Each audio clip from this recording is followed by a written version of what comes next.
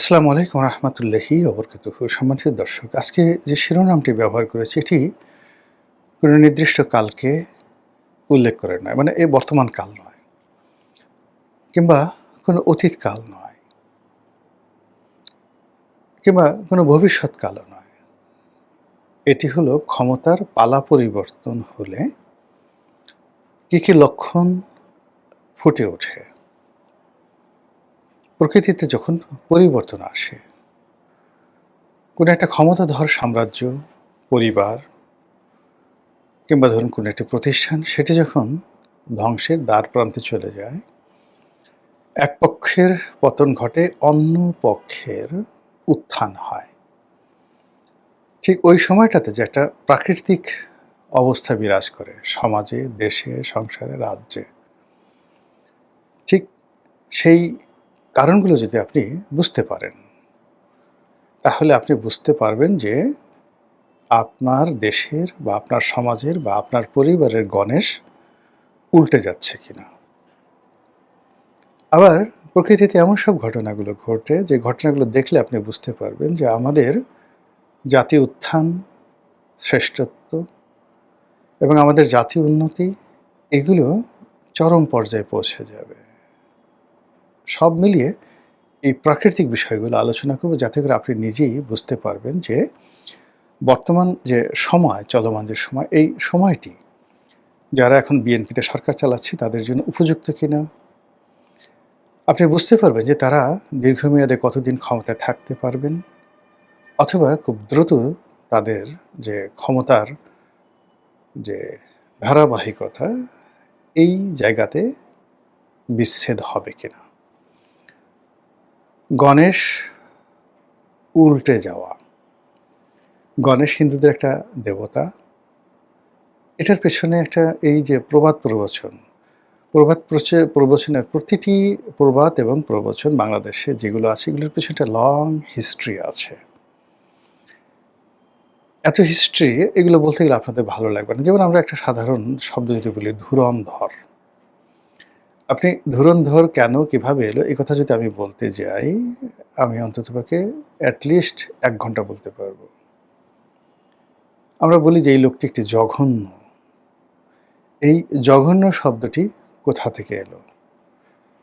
সেখানে জঘন, জ-ঘ-ন, জঘন কিংবা জঙ্ঘা।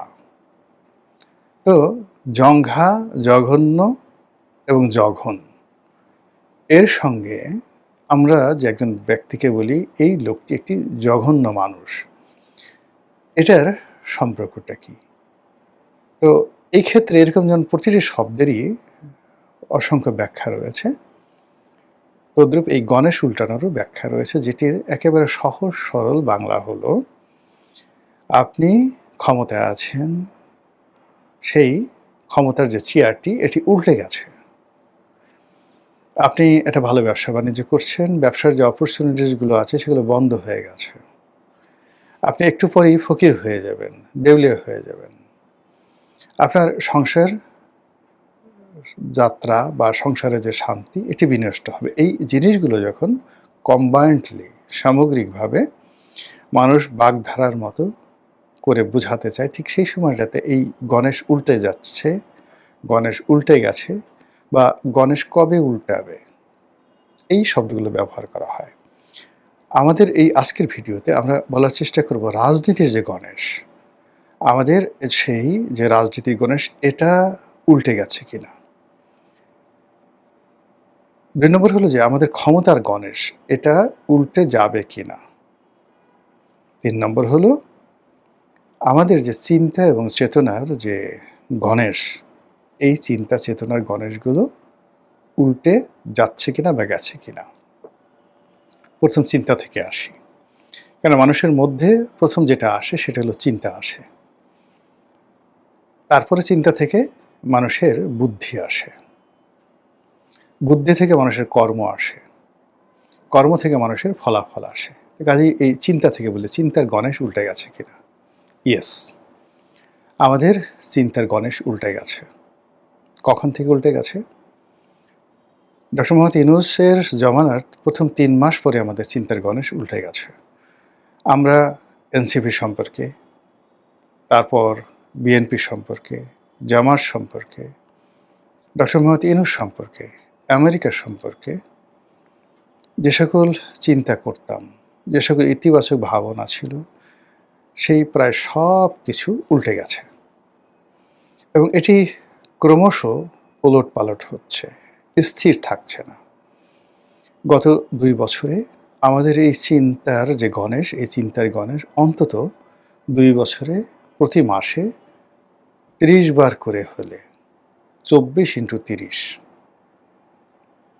তাহলে কতবার হয়? 3 24 72, 720 বার। আমাদের এই আরও 7200 বার, মানে 24 × 30, 24 মাস। তো 24 মাসে প্রতি মাসে মানে যদি পাল্টে থাকে তাহলে 720 বার পাল্টে গেছে। আর যদি আরও বেশি পাল্টায়, দিনে কয়েকবার পাল্টিয়েছে। তো এরকম একবার ডানে, একবার বামে, একবার উপরে, একবার নিচে, এরকম করতে করতে আমাদের চিন্তার মধ্যে যে অস্থিরতা এসে গেছে, স্থিরতা নেই। ফলে আমরা এই অস্থির মনোবৃত্তির কারণে 24 ঘন্টা 24 আওয়ার্স কোনো একটা বিষয়ের উপরে নিজেদের মন, মানসিকতা, চিন্তা, চেতনা, সিদ্ধান্ত আমরা স্থির রাখতে পারছি না। আমাদের মনে হয়েছে ডক্টর মোহাম্মদ ইউনূস ভালো, আবার একটু পরে মনে হলো খারাপ, এবং আমাদের মনে হয়েছে জামাত ভালো, সৎ মানুষ করবে, তারা ভালো করতে পারে, একবার চেষ্টা করে দেখি, একটু পরে মনে হয়েছে আবার খারাপ, আবার মনে হয়েছে এনসিপি ভালো, আবার মনে হয়েছে চরমোনাই ভালো, আবার মনে হয়েছে না তারেক রহমান সাহেব ভালো, বিএনপি ভালো, সালাউদ্দিন সাহেব ভালো, আবার মনে হচ্ছে না না যেই লাউ সেই কদু। এই যে অস্থিরতা, ইট মিনস আমাদের চিন্তার যে গণেশ সেটা উল্টে গেছে।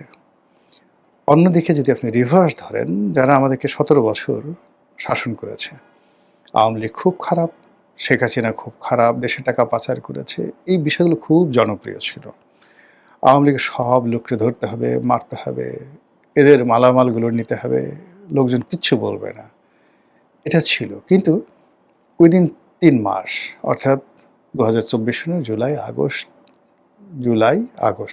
আগস্টে গেল, সেপ্টেম্বর, অক্টোবর, নভেম্বর থেকে আমাদের চিন্তার গণেশ উল্টাতে থাকলো এবং আওয়ামী লীগের প্রতি সহানুভূতিশীল হতে হতে হতে হতে এখন আওয়ামী লীগের জনপ্রিয়তা যে কোন পর্যায়ে আছে, আরশের মালিক আল্লাহ ছাড়া আর কেউ জানে না। গেল চিন্তার পরে মানুষের যেটা হয়, চিন্তা থেকে আমি বললাম যে চিন্তা থেকে তার বুদ্ধি আসে, বুদ্ধি থেকে কর্ম আসে।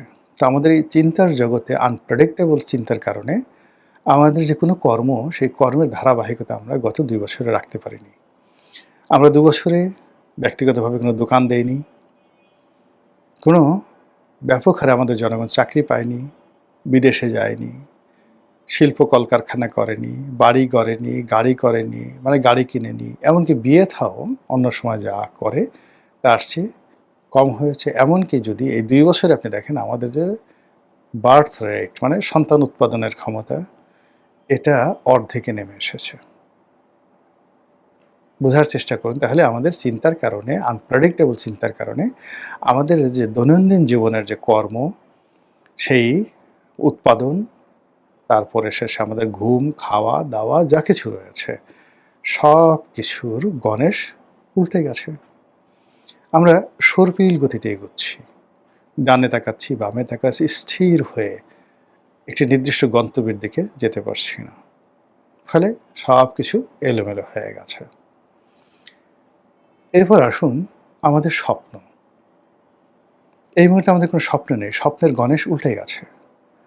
আমরা ঠিক স্বপ্ন দেখতে পারছি না যে একটি স্বনির্ভর বাংলাদেশ তৈরি হবে, সেই বাংলাদেশে রাজনৈতিক দলগুলো নেতৃত্বে থাকবে, সেটা তারেক রহমান সাহেব হোক, সেটা জামাতের সভাপতি হোক, কিংবা সেটা অন্য যে কেউ, ইভেন অনেকে সেনা শাসনের কথা বলেন, সেটা জেনারেল ওয়াকারুজ্জামান বা অন্য কোনো জেনারেল আসুক, তারা সামরিক বাহিনীর মাধ্যমে দেশকে সেই অতীতের এরশাদের মতো করে শাসন করবে। এইরকম কোনো একটা চিন্তাতে, কোনো একটা পরিকল্পনাতে, কোনো একটা স্বপ্নে আমরা বিভোর হয়ে 24 ঘন্টা স্থির থাকতে পারছি না। এমনকি নিজের ঘরের মধ্যে আমরা যে সকল চিন্তা করছি সেই চিন্তার সমমনা একজন সিঙ্গেল লোককে আমরা পাচ্ছি না, সবাই বিচ্ছিন্নভাবে যার যার মতো ছুটছে। এরপর আসুন রাজনৈতিক দলগুলো। ধীরে ধীরে আমরা আসছি ক্ষমতার প্রেক্ষাপটে রাজনৈতিক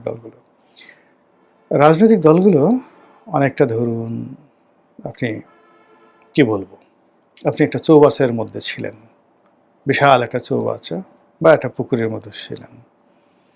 বিএনপি, আওয়ামী লীগ, জামাত সবগুলো একটা নির্দিষ্ট সীমার মধ্যে রাজনীতি করতে, এবং সেখান থেকে পুকুরের পানিগুলো ফেলে দেওয়া হয়েছে, অথবা সেখান থেকে আওয়ামী লীগ নামক যে মাছগুলো, রুই কাতলা সব তুলে নেওয়া হয়েছে।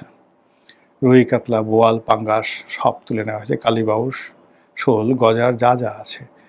এখন আওয়ামী লীগের সেই যে রুই কাতলাদের ভয়ে যারা, মানে আপনি জানেন যে এক বড় মাছ ছোট মাছকে খেয়ে ফেলে, ট্যাংরা, পুঁটি, কই থেকে শুরু করে যে সকল ছোট ছোট মাছ যারা কাদার মধ্যে লুকিয়ে থাকে, তো এই মাছগুলো চলে যাওয়ার কারণে এই সমস্ত মাছগুলো, মানে ছোট ছোট মাছগুলো কাদার মধ্যে থেকে বের হয়ে এসেছে। এখন বাইম মাছ সে গোকরা সাপের মতো ফনা ধরেছে, কুচিয়া সে ভাব দেখাচ্ছে সে অজগর হয়ে গেছে, ট্যাংরা সে ভাব দেখাচ্ছে সে যেন আইড় মাছ হয়ে গেছে, পাবদা মাছ সে বোয়ালের মতো ভাব নিয়ে হা করছে, পুঁটি মাছ সে রুই কাতলার মতো হা করছে। তো এরকম একটা পরিবেশ পরিস্থিতি আমাদের এই সমাজের যে রাজনৈতিক অঙ্গন, সেই রাজনৈতিক অঙ্গনে আমরা প্রতিনিয়ত দেখতে পাচ্ছি। যে যা নয় সে সেই জিনিসটি পারফর্ম করার জন্য চেষ্টা করছেন।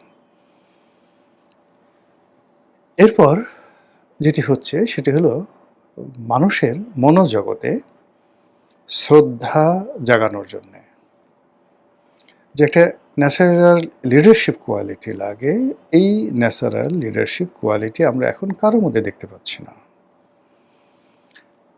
মনে হচ্ছে সব কিছু চাপিয়ে দেওয়া, মনে হচ্ছে সব কিছু সাজানো গোছানো পরিকল্পিত। কেউ হয়তো পেছন দিক থেকে সুতো টানছে, কেউ হয়তো পেছন দিক থেকে শিখিয়ে দিচ্ছে ডায়ালগ, বলো বাংলা বিহার উড়িষ্যার নবাব, কেউ বলল যে আমি মোহনলাল। এরকম মানে এই রাজনীতির অঙ্গনে যে ভাষাগুলো ব্যবহৃত হচ্ছে, যে ঘটনাগুলো দেখা হচ্ছে, মনে হচ্ছে একটি রঙ্গমঞ্চ, যেটির জন্য একটা নির্দিষ্ট ডায়ালগ আছে, পাত্রপাত্রী আছে, এই কাজ করবে, এরকম একটা দৃশ্য আমাদের মনে হচ্ছে।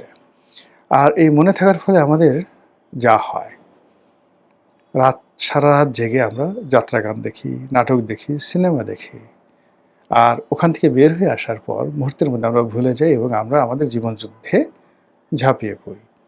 তো আমাদের এই রাজনৈতিক অঙ্গনে প্রায় প্রতিদিনই যা কিছু ঘটছে আমরা যখন দেখছি, বিমোহিত হচ্ছি, বিরহ বেদনায় কাতরাচ্ছি, কখনো রাগ হচ্ছি, বিরক্ত হচ্ছি, কখনো ক্ষেপে যাচ্ছি, আবার সেই দৃশ্যের বাইরে এসে জীবন যুদ্ধের যে সকল উপকরণ রয়েছে সেগুলো দ্বারা মারাত্মকভাবে আমরা ক্ষতিগ্রস্ত হচ্ছি।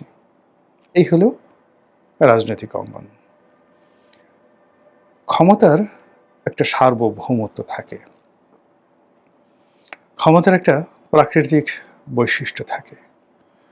ক্ষমতাবানরা কখনো ক্ষমতা দেখিয়ে, ক্ষমতা প্রয়োগ করে নিজেদেরকে জীবনে কখনো ক্ষমতাধর প্রমাণ করতে পারেনি। এটা একটা প্রাকৃতিক বৈশিষ্ট্য। যেমন ধরুন একটা বাঘ, একটা গোকরা সাপ, একটি সিংহ, একটি জিরাফ, একটি হাতি, এদের আকার আকৃতি শারীরিক গঠন হুঙ্কার সব কিছু দেখেই আপনি এদের ক্ষমতা এবং এদের কর্তৃত্ব বুঝতে পারবেন। ফলে হাতির কাছে কখনো হায়না ফাজলামো করতে যায় না। আবারও বলছি, হাতির কাছে হায়না কখনো ফাজলামো করতে যায় না।